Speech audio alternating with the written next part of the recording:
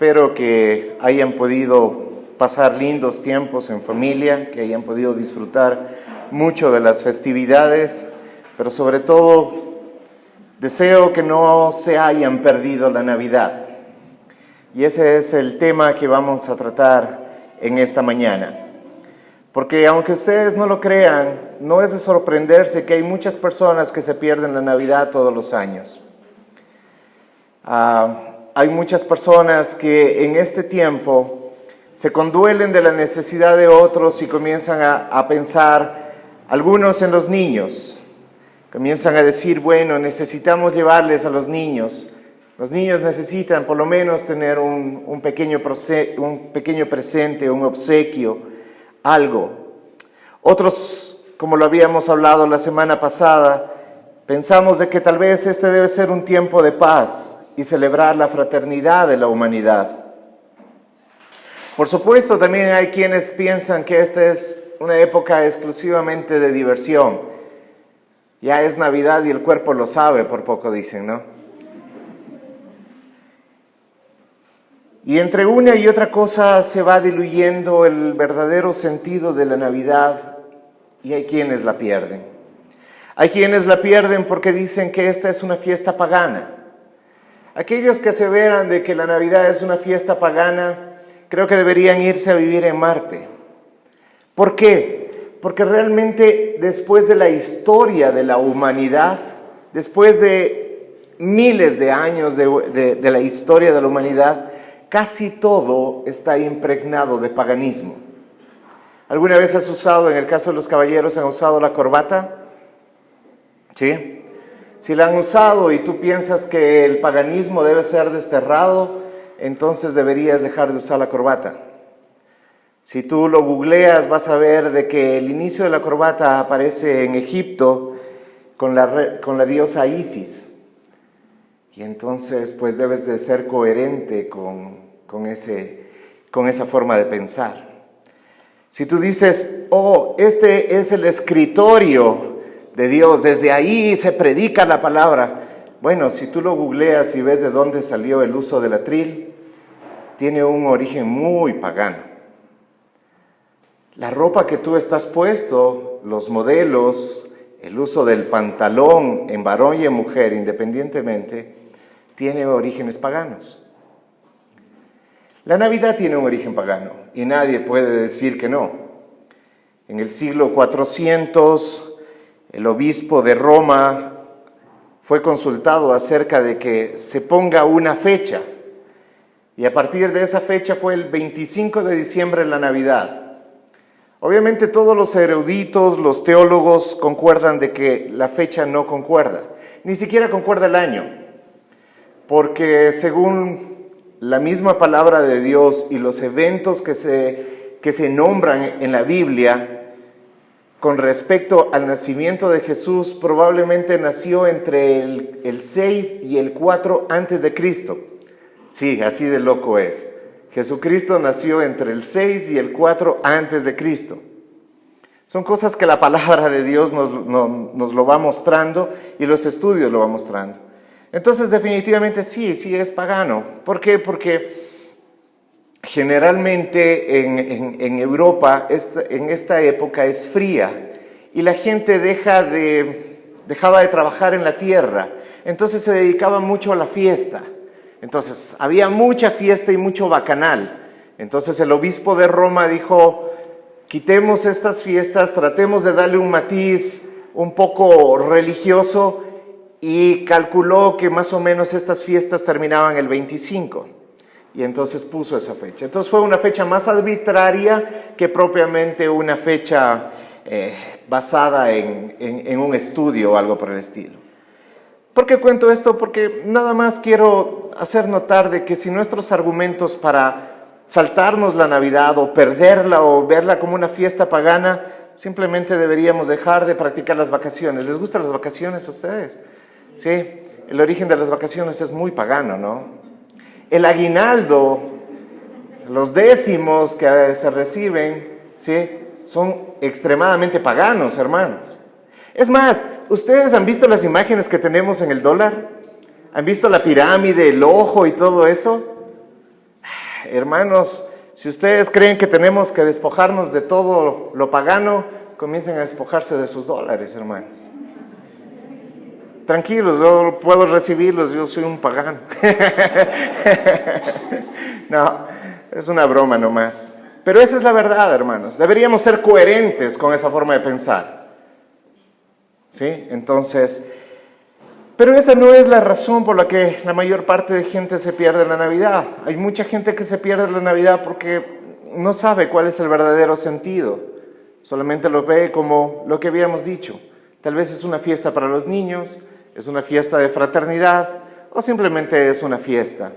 Pero esto no es algo nuevo, no es algo que hoy está pasando. Según la palabra de Dios, el mismo día en que el Salvador nacía, hubo personas que se perdieron la Navidad, al igual que en este tiempo, y tal vez por las mismas causas o las mismas razones. En la palabra de Dios encontramos en Lucas 2:7, que hace la narrativa acerca de justamente 2:7, por favor, la narrativa de el nacimiento de Jesús. Y dice, y dio a luz a su hijo primogénito, y lo envolvió en pañales y lo acostó en un pesebre, porque no había lugar para ellos en el mesón. Quiero dar un poco de contexto y como un dato curioso, ¿qué es lo que se refiere acerca de mesón? Muchas veces nosotros lo hemos asociado con un hotel, y sí, tiene una cierta connotación. La palabra cataluma, que es de donde se traduce esta palabra mesón, propiamente tiene 5 significados. Y uno de esos sí puede ser una casa con muchas habitaciones. Pero en el contexto histórico, más bien puede tener que ver con qué es un cuarto de huéspedes. Entonces, aquella idea que nosotros tenemos que Jesús nació en un granero, no es tan bíblica, que nació en una cueva. Inclusive hoy por hoy en Jerusalén hay una iglesia que se construyó sobre la cueva de la Natividad, que realmente no, más que efecto turístico propiamente no lo tiene. En el contexto histórico se piensa que fue más bien un cuarto dentro de una casa, en este sentido. En el Antiguo Testamento habla, y es un mandato, que el pueblo judío se haga cargo de los extranjeros, de aquellos que visitan sus tierras. ¿Sí? Es un mandato. Y aparte los israelitas son una cultura bastante comprometida con la humanidad, bastante comprometida con ayudar a otras personas. Entonces, casi todos en sus casas tenían un cuarto de huéspedes. Es algo que hasta hace algún tiempo en nuestro mismo medio siempre se tenía un cuarto para los huéspedes. Cuando llegaba alguien decían, este es el cuarto de huéspedes. Y esa costumbre o esa cultura nace justamente del pueblo israelita. Entonces, muy probablemente lo que sucedió es que José y María, llamados a este censo por Roma, ellos van a Belén, vuelven a su tierra natal, porque de ahí era el padre adoptivo de Jesús, José, y entonces van a Belén, y ellos seguramente esperan hospedarse en la casa de un amigo, de un familiar, de un conocido, y cuando llegan, pues el cuarto de huéspedes, el cataluma, está lleno, y entonces, eso es lo que dice, no hubo lugar para ellos en el lugar que se esperaba que ellos podían tener. Sin querer decir que es importante, llamémoslo entonces, pudo haber sido hotel, pudo haber sido un cuarto de huéspedes, pudo haber sido lo que sea. Entonces, lo más probable es que a ellos les ofrecieron el lugar donde dormían los animales. Mira, mi cuarto de huéspedes está ocupado, no tengo dónde vayas a dormir, y entonces lo único que me queda es la planta baja de la casa, porque era así. No concuerda tanto un granero, porque el granero es un sentido un poco más europeo que israelita. Ellos más bien en la época fría lo que hacían era en la planta baja dejaban que los animales durmieran. y ellos dormían en la parte alta. La parte alta es donde se encontraban los cuartos de habitación y obviamente el cuarto de huéspedes. Pero como todo estaba lleno, entonces te doy la planta baja. Y en la planta baja entonces ahí dormían los animalitos y probablemente este fue el lugar donde ellos tuvieron que dormir. La palabra de Dios no relata de que haya habido un buey y un burro, ¿sí? Probablemente había más ovejas, porque era un pueblo ovejero más que propiamente un pueblo ganadero. Entonces probablemente había más ovejas. Y claro, el lugar donde fue acostado el bebé, muchas veces la gente lo considera que es el lugar donde nació, el lugar donde comían los animales. No, el lugar donde comían los animales era una fuente, ¿sí?, a tipo de madera, donde se lo pudo haber acostado al bebé, mas no nació ahí. Lo que sí hace notar el autor es que había mucha soledad. No importa tanto dónde fue el lugar, sino lo que narra la Escritura. Fue un lugar solitario. Y fue un lugar donde no se le nombra a José. José probablemente entre sus 15 y 16 años, ayer conversaba con mi esposa y le decía, cuán complicado debió haber sido para él hacerse cargo de una mujer de una edad muy similar a la de él, en una ciudad donde no hubo lugar para ellos, donde probablemente él no tenía nada que ofrecer más que este lugar.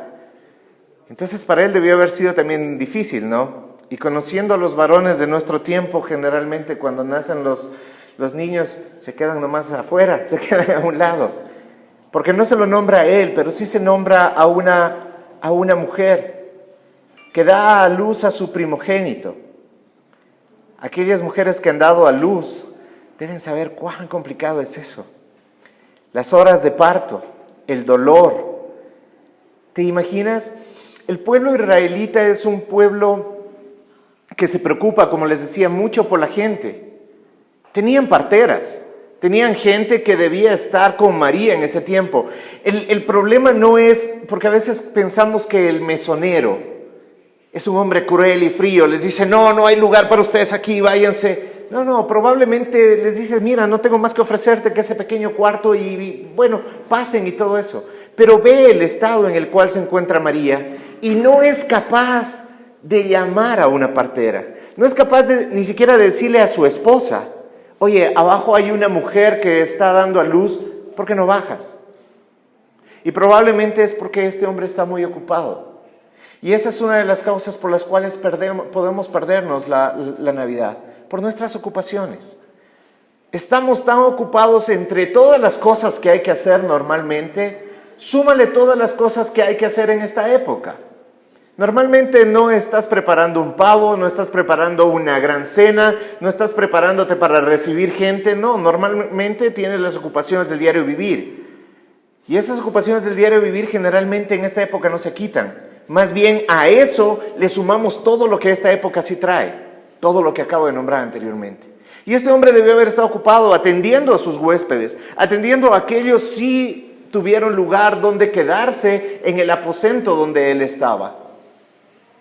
No es el problema que no hubo lugar para ellos en el sentido de no hay un espacio donde pueda atenderlos, sino que no hay lugar dentro de mis ocupaciones para tener un momento de stop y ver lo que realmente estaba sucediendo. La Navidad estaba ocurriendo en su misma casa. La Navidad estaba ocurriendo en su propiedad.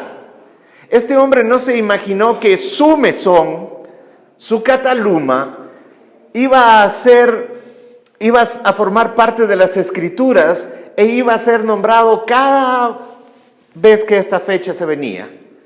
No se dio cuenta de la importancia de lo que estaba sucediendo y este hombre se pierde la Navidad porque está ocupado. Mientras una joven mujer daba a luz en la soledad a un pequeño niño, al cual dice lo envolvió en pañales. No era como hoy pensamos, sacó de los Haggis y lo envolvió al niño, ¿no? Más bien eran trozos de tela en los cuales envolvió a ese pequeño niño y lo acostó en ese pesebre, en esa fuente, en ese camatro de madera, que probablemente era el lugar más cómodo que le encontró, porque lo que había era paja, no había nada más. Y ahí lo acuesta. Y probablemente eso es lo que le da cumplimiento a la palabra de Dios cuando dice de que este hombre nacería en soledad y desamparado. Y es eso lo que pasa. En soledad y desamparado es como él nace, dando cumplimiento a las Escrituras. Pero el mesonero no es el único que se pierde en la Navidad. Quien se pierde en la Navidad también en este caso es el rey de Judea. En Mateo 2, 1, 2 dice: cuando Jesús nació en Belén de Judea en los días del rey Herodes, vinieron del oriente a Jerusalén unos magos, diciendo: ¿dónde está el rey de los judíos que ha nacido? Porque su estrella hemos visto en el oriente y venimos a adorarle. Este hombre, Herodes, es un gobernante muy cruel. Tan cruel que más o menos te doy un poco de lo que este hombre hace para que tú veas cómo él piensa. Herodes asesina a todos los asmoneses, que son los hijos de los macabeos, que en algún tiempo quisieron liderar una rebelión contra él. Este rey implacable lo que hizo no fue encerrarlos, no fue lidiar contra ellos políticamente, lo que él hizo fue matarlos a todos. Y uno puede decir, bueno, es una estrategia de un gobernante, pero no es una estrategia de un gobernante matar a su cuñado, no es una actitud de un gobernante matar a su propia hermana y a sus sobrinos, porque él piensa que algún día ellos le robarán el trono.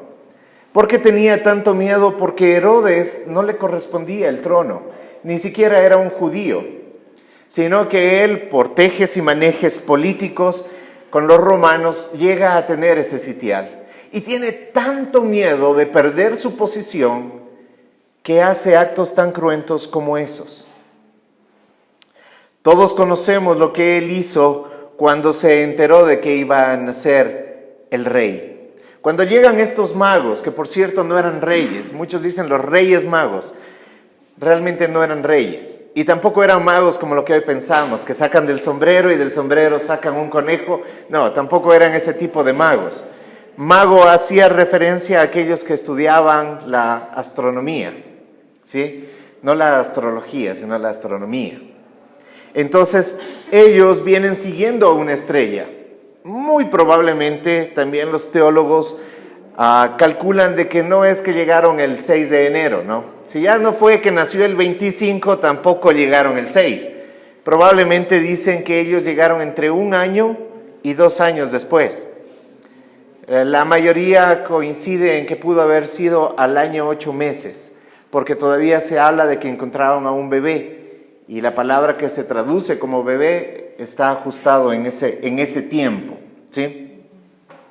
Pero volviendo al rey Herodes, el rey Herodes lo que hace es, cuando escucha de que alguien probablemente puede quitarle su trono, porque él cree que es su trono el que está en peligro, él manda a matar, y viene la matanza hasta tenemos una fiesta para eso, ¿no? De los santos inocentes, ¿sí? Entonces manda a matar a todos los niños, e inclusive en esto justamente se basan los teólogos, los niños de entre 1 y 2 años. Simplemente pudo haber dicho maten a los recién nacidos, ¿no?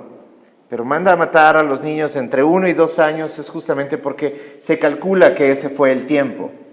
Pero este hombre tiene miedo, al igual que muchos en este tiempo tienen miedo de ceder su reino al Rey de Reyes y Señor de Señores. Hay cuánta gente que dice, no, es que yo no quiero perder la posición que yo tengo en cuanto a mi propia vida. Yo hago lo que yo quiero, yo decido. Y entonces tienen terror y temor cuando la predicación de la palabra dice que el Señor Jesús es el Rey de Reyes, el Señor de Señores, y nosotros decimos, me encanta que Él sea mi Salvador, pero yo no quiero que Él sea mi Señor. Yo quiero seguir siendo mi Señor. Y este hombre hace exactamente lo mismo. Herodes dice, yo no voy a permitir que ningún otro rey se levante. Yo soy el rey, yo soy el que tiene la última palabra.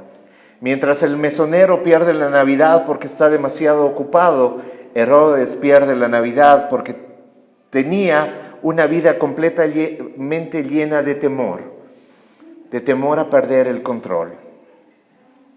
Pero no solamente estos dos personajes pierden la Navidad, pues en Mateo 2, el 5 al 6, también nos muestra de que hay otras personas que lo pierden. Y dice, ellos le dijeron, en Belén de Judea, porque así está escrito por el profeta, y tú, Belén de la tierra de Judá, ¿no eres la más pequeña entre los príncipes de Judá? Porque de ti saldrá un guiador que apacentará a mi pueblo, Israel. ¿Quiénes pierden? Pierden los mismos magos, llamémoslo así, que son consultados por Herodes. Porque Herodes, luego de que ve que los magos, estos tres, que no fueron tres, realmente se piensa que fueron muchos más, pero estos, una vez que salen del palacio de Herodes, Herodes dice que consultó a sus propios magos, consultó a su propia gente. Y esta gente le responde, mira que esta gente sabe. No es gente ignorante, no es, nunca hemos oído hablar de esto. Es gente que le dice, nacerá en Belén porque está escrito por el profeta. O sea, estos magos que estaban al servicio de Herodes conocen las escrituras, conocen las profecías y conocen que nacerá un rey. Pero a ellos no les importa. Ellos conocen, pero no les importa. No solamente conocen ellos, conocen los sacerdotes. Los sacerdotes de Israel, de toda Israel, lo conocen. El sumo sacerdote ha estudiado las escrituras y las profecías y conocen de que hay una promesa. El mismo pueblo de Israel conoce que hay una promesa y no les importa. Todos ellos se pierden. Los magos al servicio de Herodes, los sacerdotes de Jerusalén y el mismo pueblo de Israel se pierde la Navidad. Hasta ahora, el mismo pueblo de Israel sigue esperando el cumplimiento de algo que pasó delante de sus ojos. Hay un TikToker judío que utiliza las redes sociales para decir que Jesús no cumplió ninguna de las profecías que están puestas para él. Es solamente tan ridículo ver los esfuerzos vanos y banales del mundo, la gente y aquellos que quieren permanecer ciegos, porque hay un dicho mundano que dice, no hay peor ciego que el que no quiere ver. Y eso es lo que le ocurre a toda esta gente. Ellos están envueltos en su teología. La teología para ellos es lo más importante. Ellos saben de que nacerá un Cristo, ellos saben de que nacerá el Salvador, ellos lo saben, pero no les interesa. ¿Por qué? Porque no les interesa. Es así de sencillo. ¿Cuánta gente no tenemos hoy que no les interesa? Ustedes saben que hoy en el Oriente Medio se celebra también la Navidad. Bueno, ayer se celebró la Navidad. Y ninguno de ellos es cristiano, ni siquiera es católico. Pero celebran igualmente la Navidad. ¿Por qué? Porque es una festividad. ¿Cuántos ateos no festejaron la Navidad el día de ayer? ¿Cuánta gente no compartió una cena, no tuvo un pavo, no tuvo un pollo, no tuvo, no sé, un cuy, lo que sea en su mesa, y lo compartió? Y celebró la Navidad sin siquiera pensar en Jesucristo. Detenerse un segundo. Saben que nació en Jesucristo. Es lo mismo que les pasó a esta gente. Ellos deciden desconocer a Jesucristo. Entonces, podemos perdernos la Navidad por nuestras ocupaciones, por miedo, o porque quiero ignorar. Y la gente quisiera decir que esta Navidad fue diferente y que después de haber vivido una pandemia que sin duda mucha gente pensaba que después de esta pandemia el mundo iba a ser mejor, iba a ser diferente, que la gente iba a ser más humana, que la gente se iba a detener a pensar un poco por los demás. Yo recuerdo, y ustedes pueden verlo en YouTube, cuando recién comenzaba la pandemia, yo dije, y nada cambiará. Seguiremos siendo iguales y nos seguirá importando mucho menos la gente. Y hoy es así. Hoy queremos más fiesta que propiamente cuidarnos. A mí no me interesa la pandemia ahora, yo lo que quiero es fiesta. Es que nos prohibieron que nos juntemos nuevamente y que hagamos, no me interesa, yo voy a hacer mi fiesta. Ni siquiera te interesa tu propia vida, peor menos interesa la de los demás. ¿Y por qué pasa eso? Porque realmente alejados de Dios, nada podemos hacer.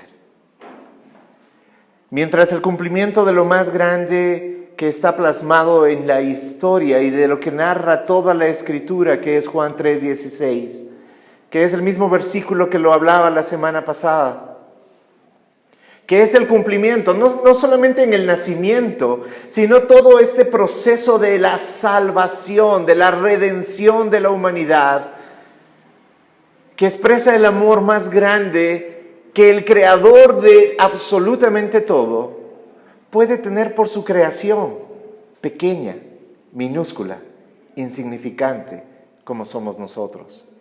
Pero dice que Él nos ama de tal manera. Cuando dice de tal manera es una expresión de algo tan grande, pero Él sí dice de qué manera lo ama, que da a su Hijo unigénito. No solamente en un nacimiento, no solamente en la Navidad, sino lo da en una cruz, para que todo aquel que en Él crea no se pierda, mas tenga vida eterna. Si tú no has considerado esto hoy en la Navidad, déjame decirte que pasó otro 25, y sin importar la fecha, pero la Navidad también te la perdiste. Y yo creo que debemos aprovechar este tiempo para recordar. Y esas son palabras del mismo Señor Jesucristo cuando se encuentra en el aposento alto y comparte con sus discípulos la última cena. Y en esa cena les dice, haced esto en conmemoración mía. Yo creo que la Navidad es una excelente época para compartir la cena del Señor. Muchos piensan que es nada más para Semana Santa, ¿no? Y para el Viernes Santo, porque ahí recordamos su muerte. Pero para que alguien muera, alguien tuvo que nacer. Y nació para morir. Hay una prédica que me encanta muchísimo de John MacArthur que dice, un bebé nacido para morir. Y yo creo que cuando estamos celebrando la Navidad tenemos que recordar que este bebé nació sentenciado a muerte por nuestros delitos y pecados. Y que el propósito es demostrar el amor tan grande, tan majestuoso de Dios. Así que yo quiero que celebremos esta Navidad. Que como les dije, la Navidad no es solamente esta fecha. La Navidad puede ser si tú estás hoy por primera vez en este lugar. La Navidad puede ser si nunca habías considerado a Jesucristo como tu Señor y Salvador. Tal vez solamente le habías dado la posición de Salvador, pero no de tu Señor. Tal vez hoy deberías considerar que puede ser tu Navidad, y hoy ya es 26. La Navidad ya pasó, la Navidad que el mundo nos ofrece ya pasó ayer. La Navidad es cada vez que alguien regresa a casa. La Navidad es cada vez que alguien abre su corazón y acepta que es un pecador, pero también acepta que hay un Redentor. Y ese Redentor es aquel que nació en un pesebre, en solitario, engendrado por el Espíritu Santo en una pequeña virgen, y que creció para cambiar la historia del mundo y de la humanidad. Yo quiero pedirles que podamos tomar unos breves segundos para pensar en este evento tan majestuoso. Muchos podemos pensar, pero qué acto de crueldad. Pero la palabra lo define como un acto de total amor. Porque lo que ni tú ni yo podíamos hacer, porque nuestras obras no nos limpian. Lo mejor de nosotros delante del Señor, dice la palabra, que son como trapos de inmundicia. Nosotros no podemos salvarnos a nosotros mismos, pero hay un Salvador. Porque no tomamos un tiempo y lo consideramos y nos ponemos a cuentas con nuestro Señor. No solamente arrepintiéndonos de nuestros pecados, porque tenemos abogado y Él es fiel y justo para perdonarnos, sino también considerando de que siendo como somos, tan imperfectos, tan débiles, aún así su amor es tan grande por nosotros, que no escatimó la vida de su propio Hijo para que nosotros pudiésemos acercarnos al trono de la gracia y recibir de Él su perdón, su amor y su restauración. Cierra los ojos por un momento y ponte a cuentas con tu Señor. La iglesia es como un arco. Un arco transporta agua y Cristo es el agua viva. Un arco nos conecta y como iglesia debemos conectarnos con la gente, velando por los intereses de los demás. Un arco es la fuerza que envía valientes hombres de Dios. Y un arco genera unidad entre dos cosas separadas, Dios y el hombre. Esa es la iglesia, la esposa. Vivamos la iglesia, seamos el arco.